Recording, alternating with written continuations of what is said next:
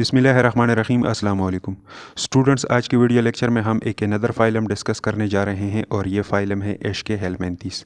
तो चलिए आज की वीडियो लेक्चर में थोड़ा बहुत पढ़ते हैं इश्क़ हेलमिंथिस फाइलम के बारे में। तो हेडिंग हमने डाल दिया है इश्क़ हेलमिंथिस। इश्क़ हेलमिंथिस फाइलम के लिए एक दूसरा नाम भी यूज़ किया जाता है, फाइलम नीमाटोडा। नीमाटोडा वर्ड जो है ये ग्रीक लैंग्वेज का एक वर्ड है और इसकी मीनिंग है थ्रीड लाइक। अगर इश्क़ हेलमिंथिस के मेंबर जो हैं, अगर इनका बॉडी देखा जाए तो ये एक थ्रीड लाइक होता है, एक दागा नुमा स्ट्रक्चर इनका होता है, इसलिए इसको ये नाम भी दिया गया है। इसके अलावा नीमाटोडा फाइलम के जो मेंबर हैं उनको राउंड वर्म्स भी कहा जाता है। राउंड वर्म्स मीन्स गोल नुमा कीड़े। अगर इश्क़ हेलमिंथिस फाइलम के मेंबर जो हैं उनके अंदर जो वर्म्स पाए जाते हैं, अगर उनके बॉडी का इस तरह क्रॉस सेक्शन लिया जाए और फिर उसको अपने सामने रखा जाए तो इसका बॉडी गोल शक्ल का दिखाई देता है, राउंड शक्ल का दिखाई देता है इस तरह।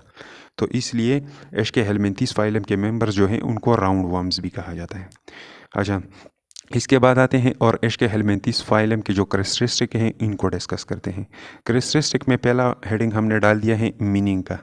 हम ये जानेंगे कि इश्क़ हेलमिंथिस वर्ड जो है ये कहाँ से लिया गया है और इसकी मीनिंग क्या है।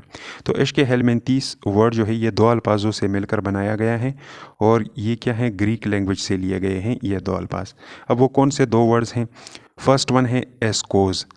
एस्कोज की मीनिंग है कैविटी और दूसरा वर्ड जो है हेलमिंथ। हेलमिंथ की मीनिंग है वर्म्स।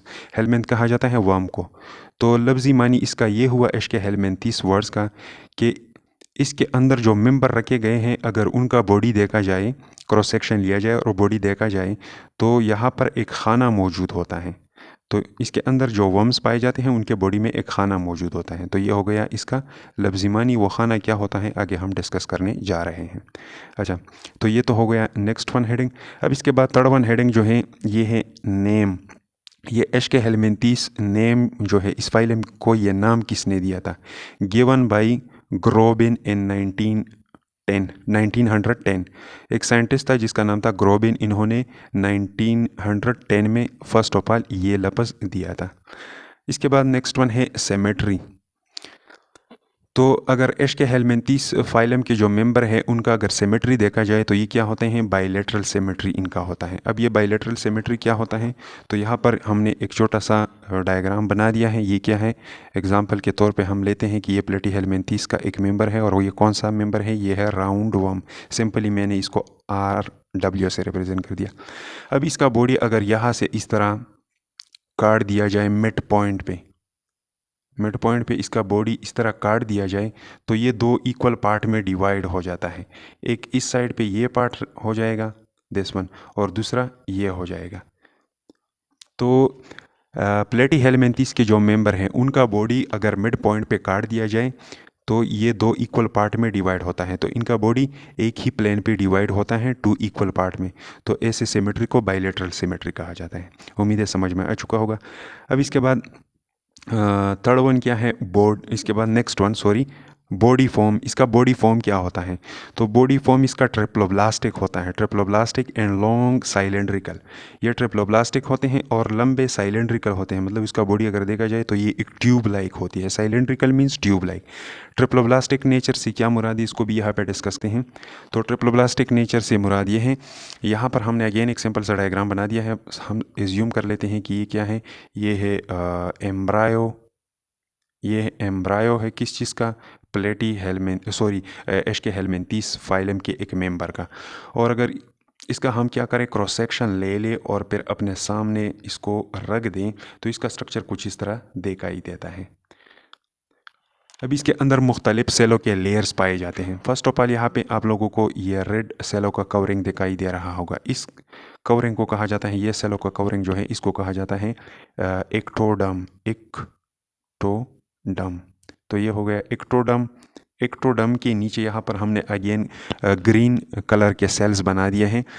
ये कौन से सेल्स हैं, ये है एक अनदर लेयर के सेल और इसको कहा जाता है मीज़ोडर्म। तो ये हो गया मीज़ोडर्म। और मीज़ोडर्म के नीचे यहाँ पर एक छोटा सा खाना पाया जाता है। This cavity is called coelom. लेकिन ये सीलोम जो है इसको कहा जाता है सूडोसीलोम। ये एग्जैक्ट सीलोम नहीं है। सीलोम जो होता है ये 3 टाइप का होता है। कुछ एनिमल्स ऐसे होते हैं जिनके बॉडी में ट्रू कैविटी होती है, उसको सीलोमेट कहा जाता है। जिनके अंदर फॉल्स कैविटी होती है उनको सूडोसीलोमेट कहा जाता है, और जिनके अंदर नहीं होती वो एसीलोमेट होते हैं। अब यहाँ पर ये कैविटी जो है इसका एक साइड जो है वो मेसोडर्मल सेल से लाइन है।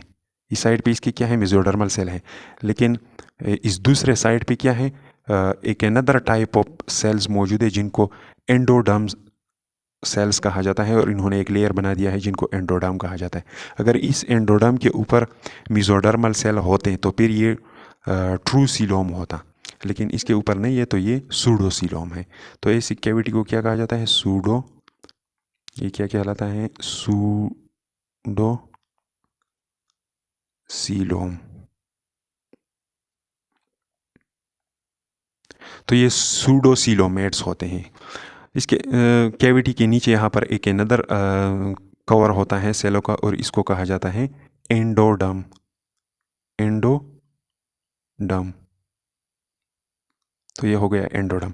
तो जिस एनिमल स्पीशी के अंदर ये 3 लेयर मौजूद होते हैं, एक्टोडर्म, मीजोडर्म और इसके अलावा एंडोडर्म, तो इसको कहा जाता है ट्रिप्लोब्लास्टिक इन नेचर। तो एश्केहेलमिन्थीस फाइलम के मेंबर जो होते हैं वो ट्रिप्लोब्लास्टिक इन नेचर होते हैं। ये दरमियान में जो खाना मौजूद होता है इसको गट कहा जाता है। इससे फ्यूचर में क्या बनता है, डाइजेस्टिव सिस्टम इससे बनता है।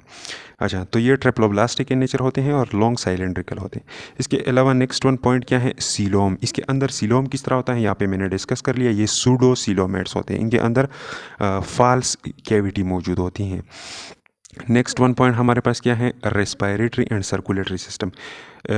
एश्केहेलमिन्थीस फाइलम के मेंबर जो होते हैं इनमें सर्कुलेटरी और रेस्पिरेटरी सिस्टम दोनों क्या होते हैं, एब्सेंट्स होते हैं, ये इनके अंदर मौजूद नहीं होते। नेक्स्ट वन पॉइंट हमारे पास क्या है, डाइजेस्टिव सिस्टम। वेल डिवेलप, इनके अंदर वेल डिवेलप डाइजेस्टिव सिस्टम मौजूद होता है। वेल डिवेलप होता है लेकिन सिंपल होता है। कैसे होता है, इनके मुख्तलिफ पार्ट्स किस तरह होते हैं और मुख्तलिफ पार्ट को क्या क्या नाम दिए गए हैं, चलिए अभी इनको डिस्कस करते हैं। तो एक्सप्लेनेटरी पर्पज़ के लिए यहाँ पर अगेन हमने एक छोटा सा डायग्राम बना दिया है। ये अगेन क्या है, राउंड वर्म है। ये क्या है, एक राउंड वर्म है। तो इसका ये साइड जो है, दिस वन साइड, ये ऊपर माउथ वाला साइड है, ये हो जाएगा माउथ, और इसको इंटीरियर साइड भी कहा जाता है। इस साइड पे क्या होता है, माउथ होता है। माउथ जब आगे चला जाता है तो यहाँ पर ये ग्रीन कलर का पोर्शन आप लोगों को दिखाई दे रहा होगा, this portion is called mouth. फिर इसके बाद यहाँ पे ब्लू कलर से हमने अगेन एक पोर्शन बना दिया है, इस पोर्शन को कहा जाता है पेरिंग्स। ये हो गया पेरिंग्स। पेरिंग्स के बाद यहाँ पर अगेन एक ट्यूब लाइक स्ट्रक्चर होता है जो यहाँ पर हमने ग्रीन कलर से बना दिया है। इस ट्यूब लाइक स्ट्रक्चर को कहा जाता है इंटेस्टाइन। इंटेस्टाइन के बाद यहाँ पर अगेन एक ट्यूब लाइक स्ट्रक्चर इसके साथ इंटेस्टाइन के साथ कनेक्ट होता है, जो हमने यहाँ पर ब्लू कलर से रिप्रेजेंट कर दिया है। This one is called rectum. तो ये हो गया रेक्टम। रेक्टम के बाद यहाँ पर क्या होता है, यहाँ पर होता है एनल अपर्चर, या आप लोग इसको एनएसपी कह सकते हैं, या से ज़्यादा बेहतर होगा अगर आप लोग इसको कोलोइकल अपर्चर कहें। तो ये हो गया कोलोइकल अपर्चर। अच्छा, तो ये होता है इसका डाइजेस्टिव सिस्टम। ये वेल डेवलप होता है लेकिन सिंपल होता है, इतना ज़्यादा कॉम्प्लिकेटेड नहीं होता। अब इसके बाद नेक्स्ट वन पॉइंट हमारे पास है एक्सक्रीटरी सिस्टम। इसके अंदर एक्सक्रीटरी सिस्टम भी वेल डेवलप होता है लेकिन सिंपल होता है। तो चलिए अब इसको डिस्कस करते हैं। तो एक्सक्रीटरी सिस्टम को एक्सप्लेन करने के लिए यहाँ पर अगेन हमने एक सिंपल सा डायग्राम बना दिया है। This one is again round worm, या इसको आप लोग एस्केरस लुम्ब्रिकॉइड भी कह सकते हैं। राउंड वर्म का साइंटिफिक नेम क्या होता है, एस्केरस लुम्ब्रिकॉइड। इसके अंदर एक H type of excretory system पाया जाता है, एच टाइप। जिस तरह इंग्लिश अल्फ़ाबेट में एच होता है उस तरह का रिस्पायरेटरी सिस्टम इसके अंदर पाया जाता है। तो चलिए अब इस H type of excretory system को हमने क्या कर दिया, बाहर निकाल दिया। तो अगर इसको बाहर निकाल दिया जाए तो इसका स्ट्रक्चर कुछ इस तरह होता है। अब ये स्ट्रक्चर जो है ये एक सिंगल सेल से बना होता है। This one is single cell, ये एक ही सेल है। एक सेल ने क्या कर दिया है, पूरा एक एक्सक्रीटरी सिस्टम बना दिया है। अच्छा, तो इसका एक्सक्रीटरी सिस्टम वेल डेवलप होता है लेकिन सिंपल होता है। सिंपल से मुराद ये कि ये इतना कॉम्प्लेक्स नहीं होता जिस तरह मल्टी सेलुलर ऑर्गेनिज्म में होता है।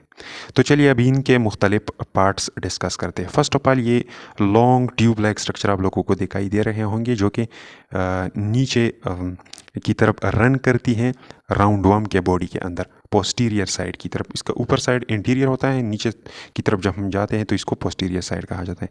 तो अब ये दो कैनाल लाइक स्ट्रक्चर जो हैं इनको कहा जाता है लॉन्गिट्यूडिनल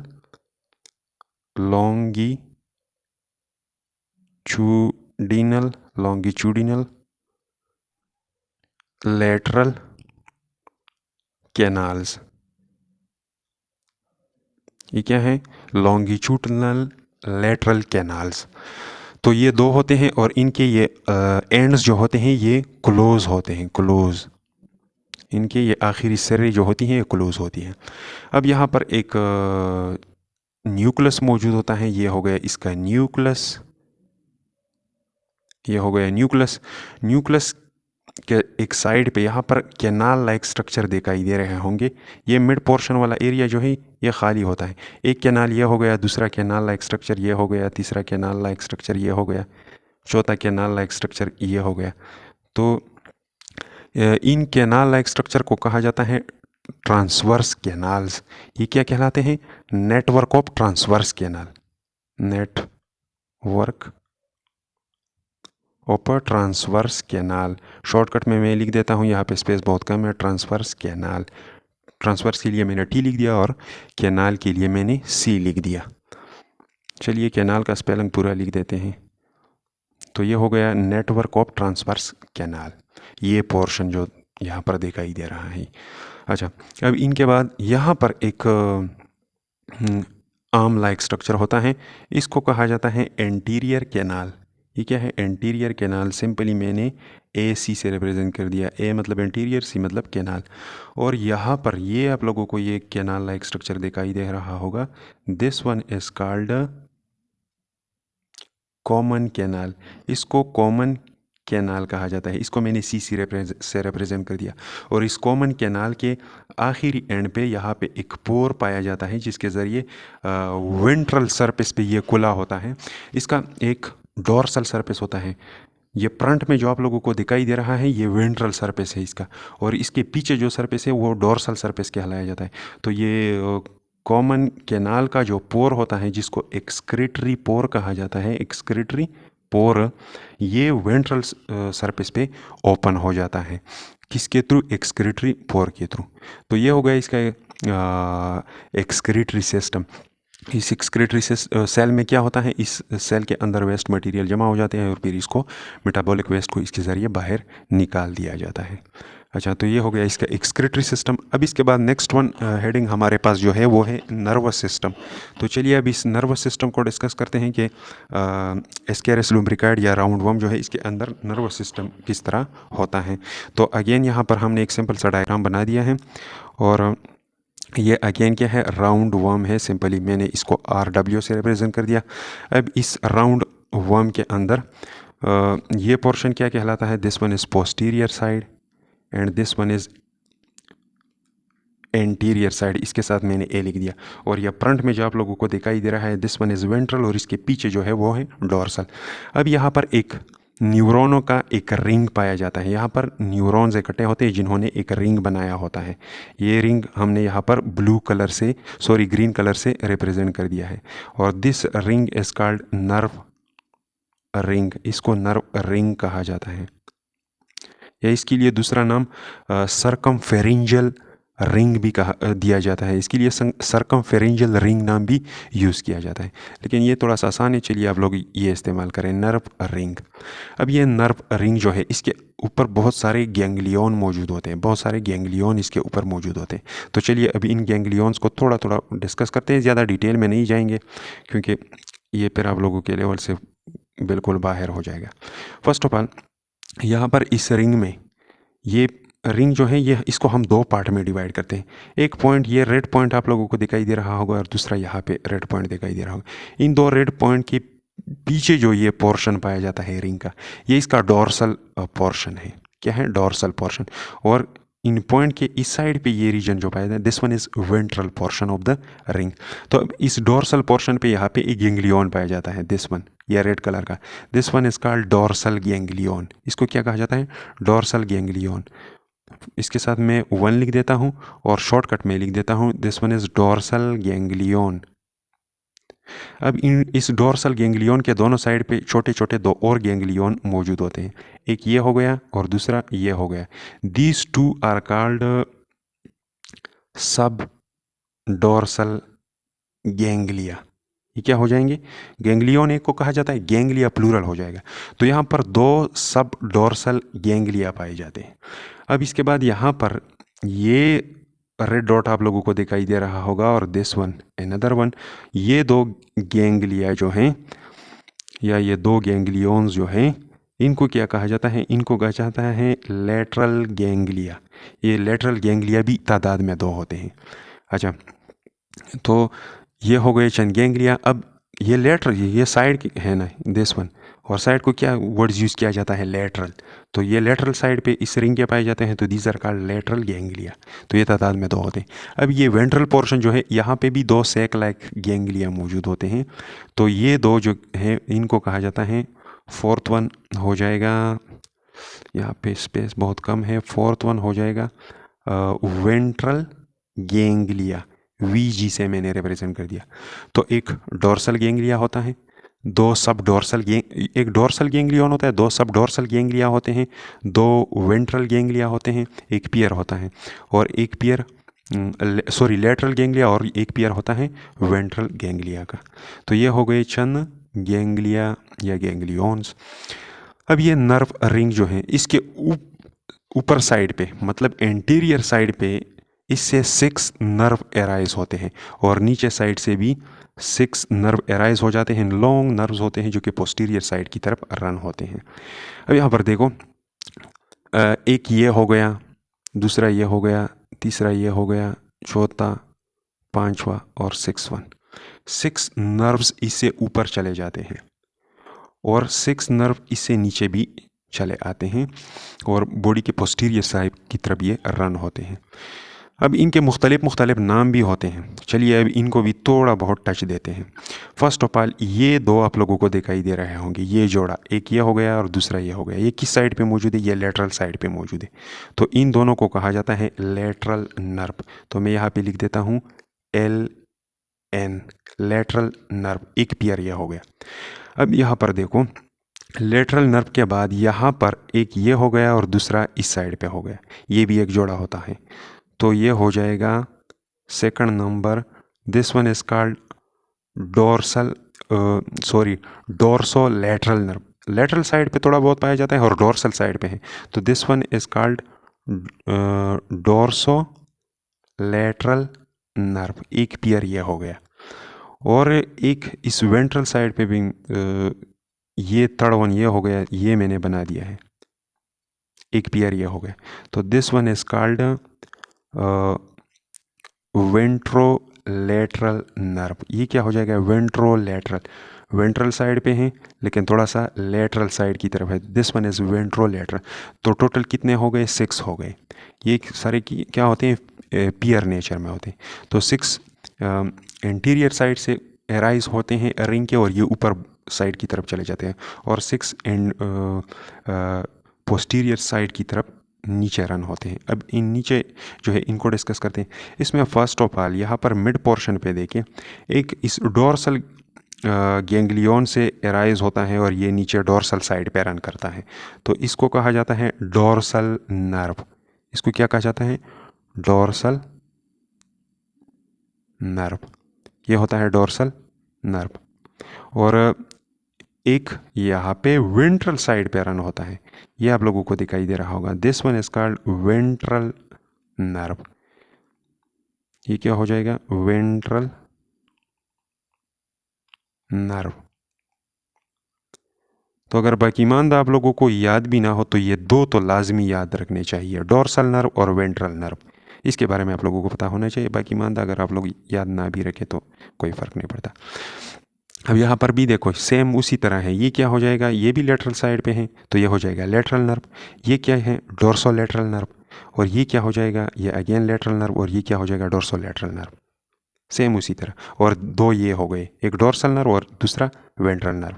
तो टोटल कितने हो जाएंगे, 6। तो 6 ऊपर चले जाते हैं और 6 नीचे चले जाते हैं। तो ये होता है इसका नर्वस सिस्टम। अच्छा, अब इसके बाद नेक्स्ट वन हेडिंग हमारे पास जो है वो है मसल का। तो हेडिंग हमने डाल दिया है मसल। अब मसल जो है इसके अंदर 4 लॉन्गिट्यूडनल बैंड्स मसल के पाए जाते हैं। यहाँ पर अगेन हमने एक सिंपल सा डायग्राम बना दिया है। This one is again round worm. और इसके बॉडी के अंदर अगर देखा जाए तो इस मीजोडर्म से क्या होते हैं, मसल एराइज होते हैं। और इनके 4 बैंड्स यहाँ पर लॉन्गिट्यूडनल 4 बैंड्स होते हैं मसल्स के। तो यहाँ पर हमने एक सिंपल सा डायग्राम बना दिया है। दिस वन, ये एक हो गया, दूसरा हो गया, तीसरा हो गया, चौथा बैंड हो गया। तो 4 बैंड्स लॉन्गिट्यूडनल मसल के पाए जाते हैं। इनके अंदर सर्कुलर मसल एब्सेंट होते, सर्कुलर मसल इसके अंदर मौजूद नहीं होते। अच्छा, तो ये हो गए मसल। अब इसके बाद नेक्स्ट वन हमारे पास है सेक्स। सेक्स से मुराद है कि मेल और फीमेल किस तरह होते हैं, सिपारेट। इसके अंदर मेल और फीमेल सिपारेट होते हैं। पिछला जो फाइलम था प्लेटीहेलमिन्थेस, उसके अंदर जो मेंबर थे वो हर्माफ्रोडाइट थे। एक ही मेंबर में मेल और फीमेल के रिप्रोडक्टिव स्ट्रक्चर जो है वो दोनों पाए जाते थे, लेकिन यहाँ पर सिपारेट होते। मेल जो होता है ये स्मॉल होता है और फीमेल जो होता है थोड़ा सा लंबा होता है।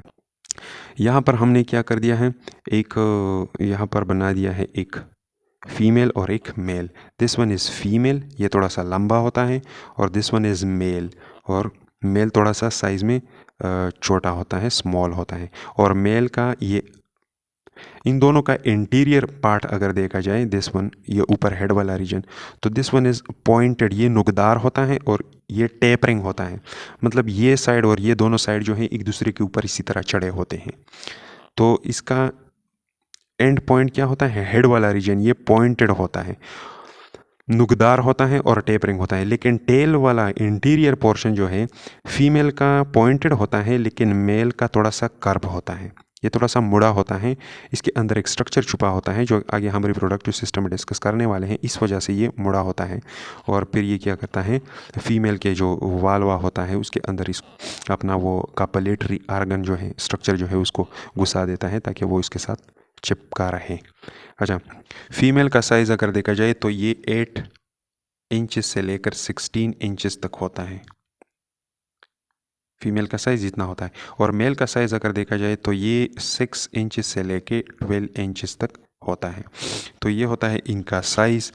अब इसके बाद नेक्स्ट वन डिस्कस करते हैं रिप्रोडक्टिव सिस्टम एस्केरिस लुम्ब्रिकाइड का, या आप लोग ऐसा कहें कि एस्के हेलमिन्थेस फाइलम के जो मेंबर है उनका रिप्रोडक्टिव सिस्टम डिस्कस करते हैं। तो रिप्रोडक्टिव सिस्टम के लिए भी यहाँ पर हमने अलग डायग्राम बना दिए हैं।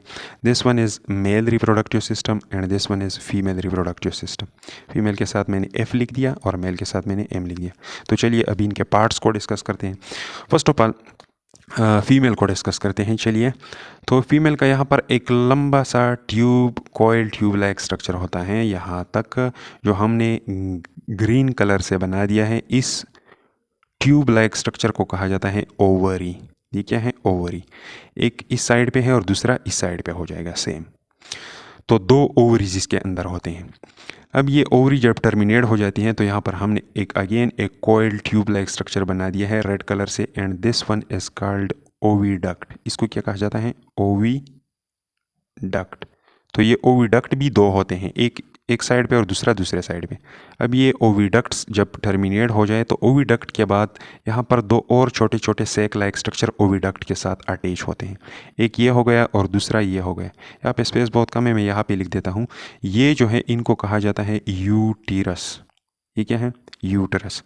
ये तादाद में 2 होते हैं, दोनों को यूटेराई हम कहेंगे। तो एक यूटरस यहाँ पे हो गया, दूसरा यूटरस यहाँ पे हो गया। ये यूटरस आगे यूनाइड होके एक और कैनाल लाइक स्ट्रक्चर बना देते हैं। यहाँ पे आप लोगों को दिखाई दे रहा होगा, this canal like structure is called vagina. इसको वेजाइना कहा जाता है। और वेजाइना का यहाँ पर एक ओपनिंग होता है जिसको वाल्वा कहा जाता है, वाल्वा। तो ये होता है इसका फीमेल रिप्रोडक्टिव सिस्टम। अब मेल रिप्रोडक्टिव सिस्टम को डिस्कस करते हैं।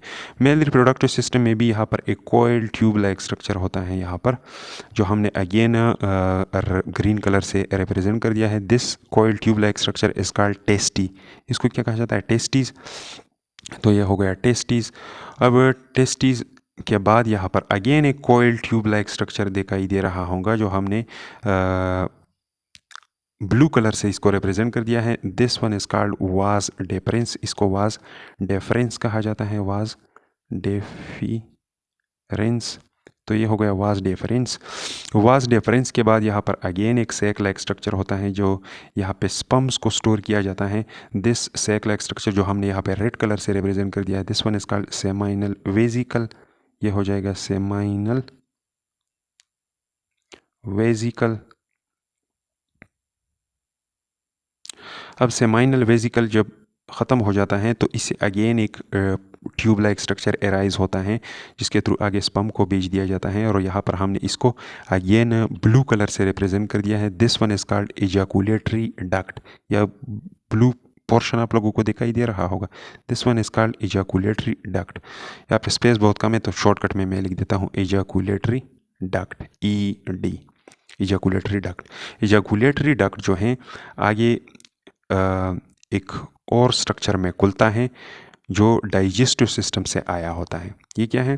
डाइजेस्टिव सिस्टम से आया हुआ है और इसके साथ ये भी यहाँ पे कंबाइन हो जाता है और यहाँ पर एक कंबाइंड ट्यूब लाइक स्ट्रक्चर बना देता है, और this combined tube like structure is called cloaca. इसको क्लोएका कहा जाता है। क्लोएका जो है आगे ओपन हो जाता है एक ओपनिंग के जरिए जिसको कहा जाता है कोलोइकल अपर्चर।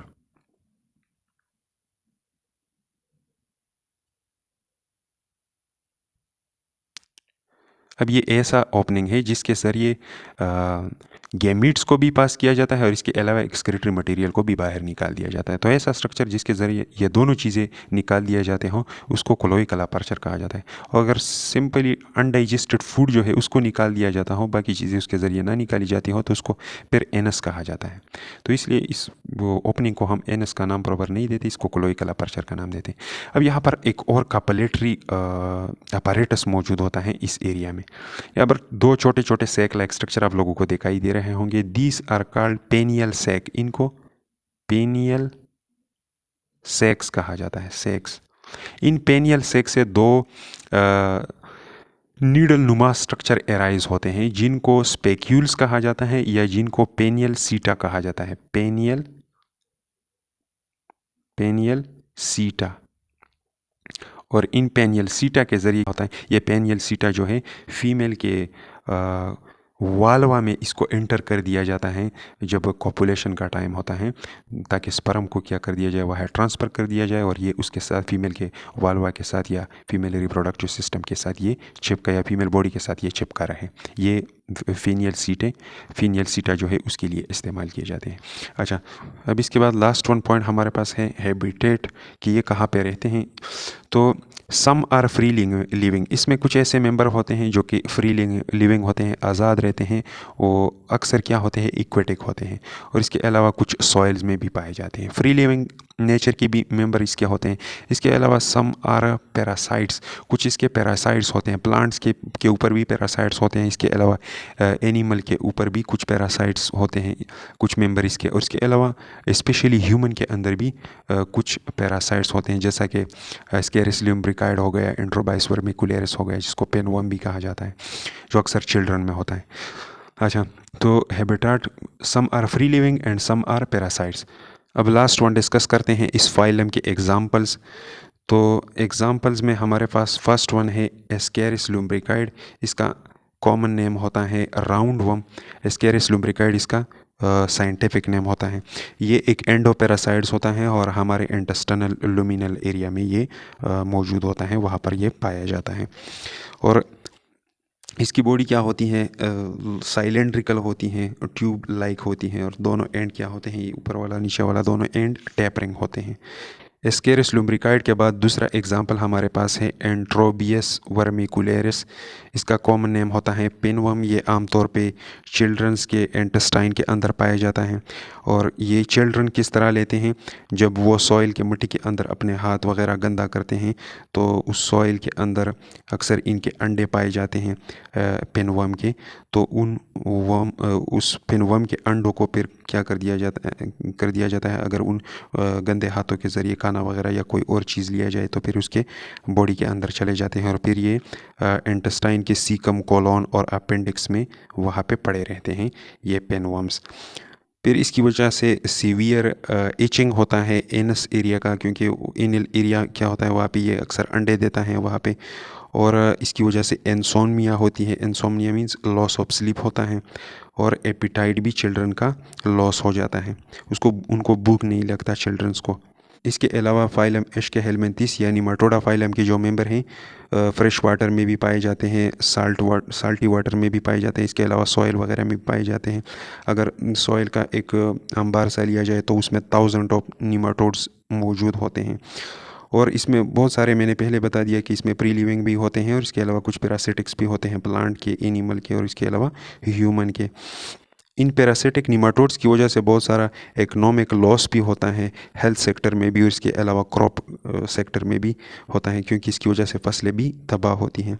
और इसके अलावा ये फ्री लिविंग सॉइल निमाटोड जो है ये ऑर्गेनिक मैटर को भी सॉइल में क्या करते हैं, डिकम्पोज कर देते हैं। इसलिए तो इस तरह सॉइल फर्टिलाइजेशन या फर्टिलिटी में भी क्या करते हैं, इनका बहुत अहम रोल होता है। और इसके अलावा निमाटोड जो होते हैं ये बहुत सारे फूड चेन और फूड वेब में भी बहुत अहम किरदार अदा करते हैं और इसलिए ये इकोनॉमिकली बहुत इम्पोर्टेंट होते हैं। अच्छा, इसके बाद थर्ड वन हमारे पास एक अनदर एग्जांपल है, वो है एनकाइलोस्टोमा ड्यूडिनेली। ये भी एक वर्म होता है जिसको हुक वर्म कहा जाता है। इसका एक हुक लाइक स्ट्रक्चर होता है और ये अपने हुक को होस्ट के अंदर क्या कर देता है, उसके ज़रिए अपने आप को अटैच किया रखता है। तो ये था थोड़ा बहुत एशकेहेलमिन्थिस फाइलम के बारे में। उम्मीद है समझ में आ चुका होगा। नेक्स्ट वीडियो लेक्चर में हम फाइलम मोलस्का पढ़ेंगे।